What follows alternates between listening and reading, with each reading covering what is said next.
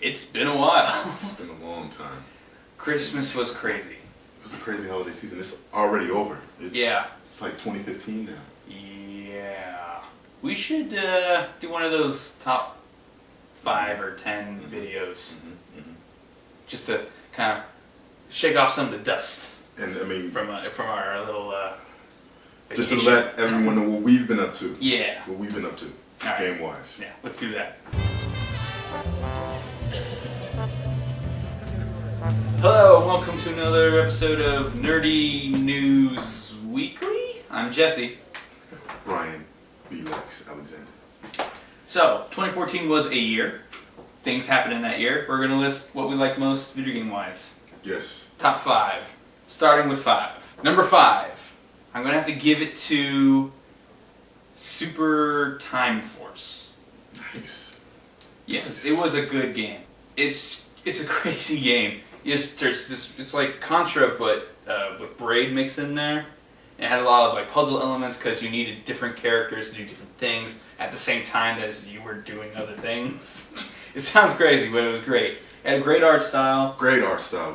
Beautiful visuals. Great humor. I love the writing in this game. And the characters are all really cool. But love the game. Definitely top 5 this year. Nice, nice. Okay, well, starting off with my 5, you know, we did talk about this a little bit pre-show. You know what? You've inspired me. I'm going to remove what my 5 currently is. Okay. Because I just remembered, Just Add Water did a re-release of Abe's Odyssey. That's right. I forgot about that. Odyssey, you know, and it was very well done visually. It plays so well. It has very challenging platformer mechanics. Yes. I mean, you have to really sort of invest, and it just sort of instilled or brought back all those awesome memories of platformers that we've all played throughout the years. And I just love. I'm a huge Oddworld Inhabitants fan. I just wish Jim Henson would collaborate and do something. But that is my number 5. Number 4. My number 4 pick is a little odd. It's a little out there? A little out there, Okay. but I loved it so much. Hatoful Boyfriend. Okay. Have you heard of this game? I have not heard of this game. Not everyone has. It's a little obscure. It's a game from Japan. Okay. It's a dating sim. Did you play this on 3DS? No. It's a PC. PC. Okay. Yeah, Okay. So not only is it a dating sim, it's a story about you're this girl going to this high school for birds, and all the boys you meet and can date are just pictures of birds. It sounds so stupid, but the more there's like 14 different endings, and once you get them all, you unlock the true ending, which is like 2 hours long. Okay. It's an amazing story. Oh my god, you'll laugh, you'll cry, and you'll forget that they're birds, that they're just stupid pictures of birds that they just put up.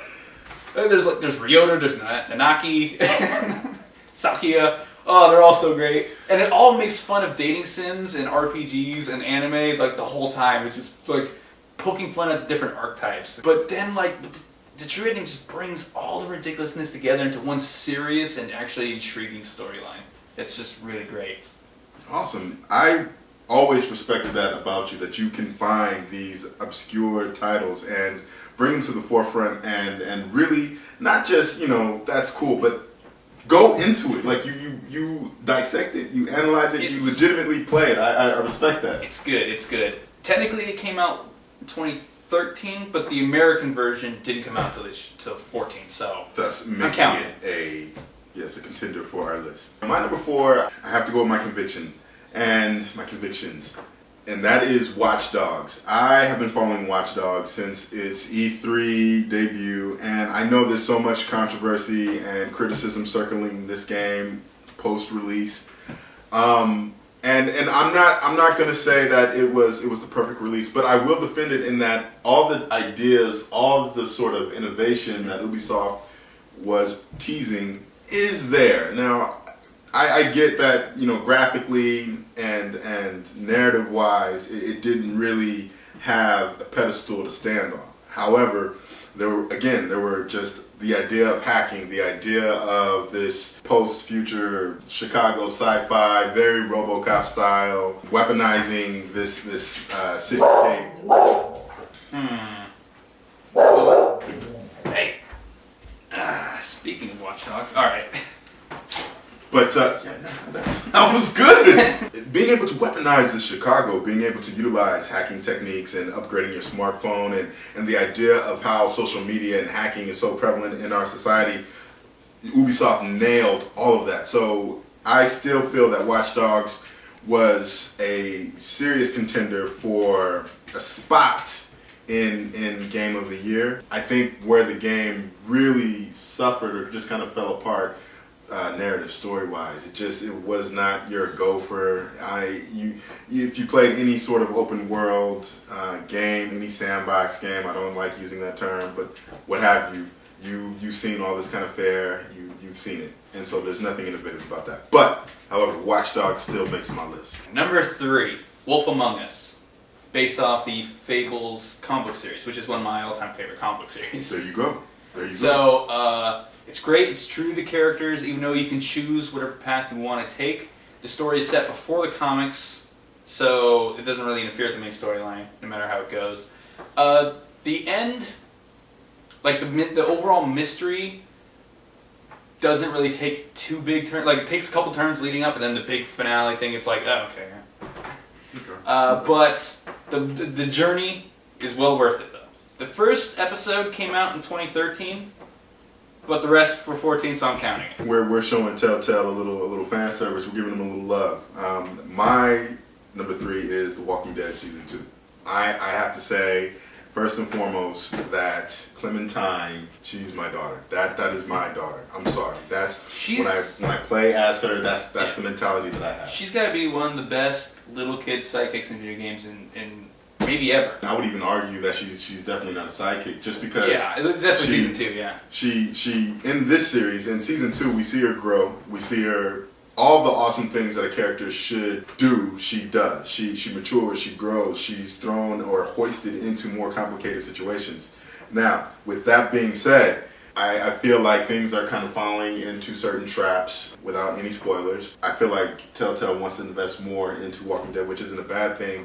But at the same time, though, storytelling-wise, there's a lot of things that kind of just kind of happen. Consequences don't necessarily stick. They're not as impactful, or they're not as disastrous as they were in the first season or the first game. I don't want it to go there, but it's kind of resembling like the next season of Survivor or something like that. It's what happens. Yeah. But again, the character of Clementine, though, is what comes out on top. So I will be following her story. Again, she is my daughter, and that's what it is. Number 2, Bayonetta 2.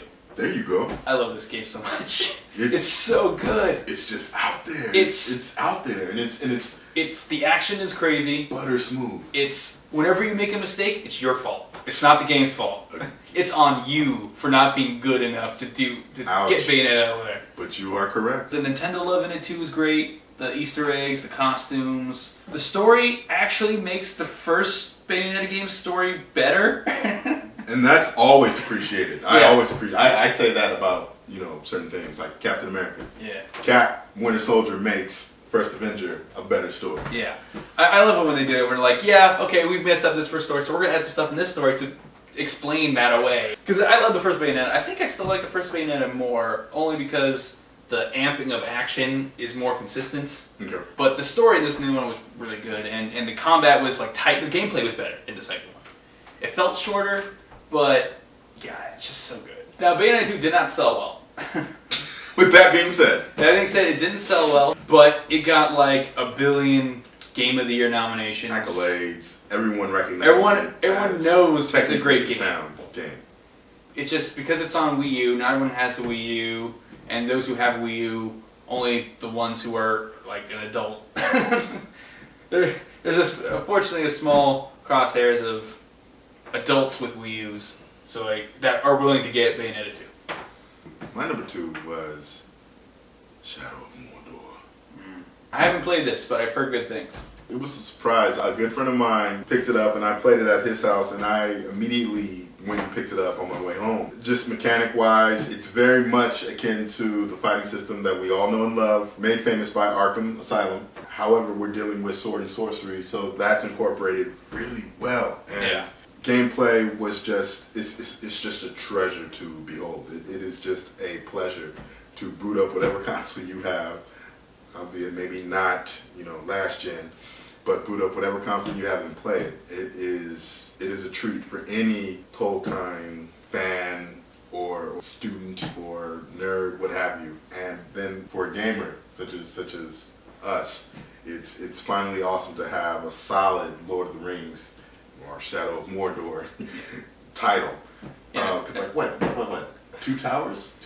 Lord of the Rings, 2 Towers? That came out way back in the day on GameCube and PS2. And since then, it's just been Lego games.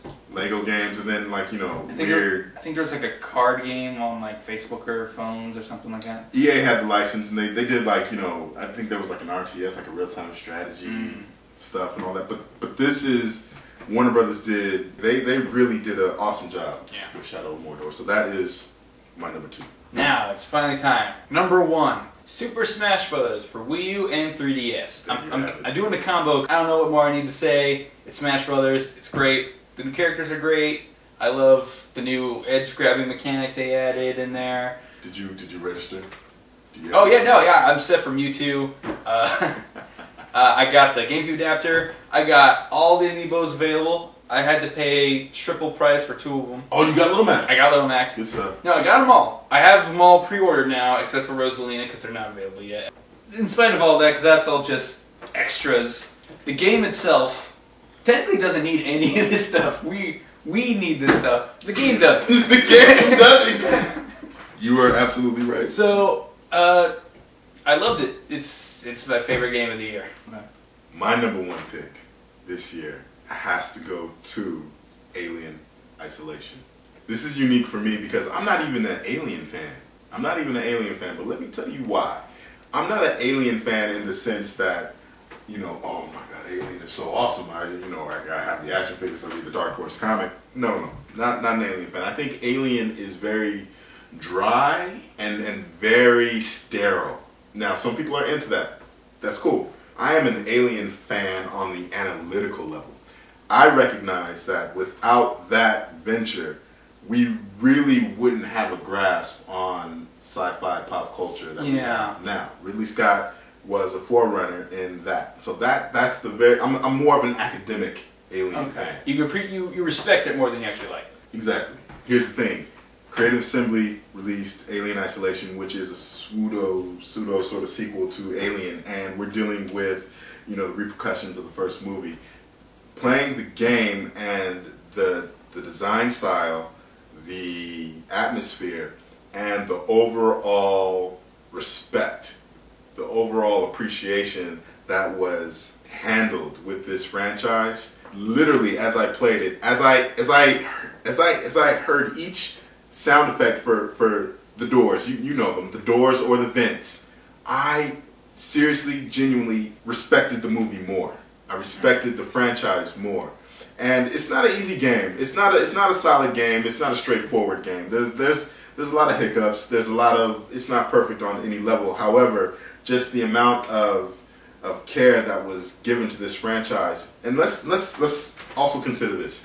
We're talking about a game that was released in 2014 that has no online support in terms of multiplayer whatsoever. Yeah. We're talking about a game specifically dealing with atmosphere, character, and sense of place. There were some decent DLC modes and the like. There was a season pass, and I know you were heavily against those. But we're talking about a game that kind of needed some serious backing to sort of be in this day and age. So I think that is not only commendable, but we need more developers to kind of take that approach, to take a property, to take a franchise, and give it this sort of attention that it deserves, and let it be just that. So, number 1, just for just being a risk in general, Alien Isolation. Alright, there you have it. Our top 5 favorite games of 2014. Do you agree with our list? What did you put on your list? Let us know in the comments below or on Twitter or whatever. But here's the thing. Now that that's done, it's 2015. Yeah. So do you know what that means? It's like it's basically the reset button. There's E3 is coming. We're back to looking forward to some of our top titles of 2015, which is going to be looking like a pretty solid 2015, especially after all the delays in 2014. So, what are you looking forward to? Yeah, that's another good. What are you looking forward to? Also, subscribe. You should probably subscribe. That'd be great. We got more videos coming. As you probably noticed, we're trying to do 5 a week now. So, oh god. Hopefully we can keep that going. So, till next time, see you next week?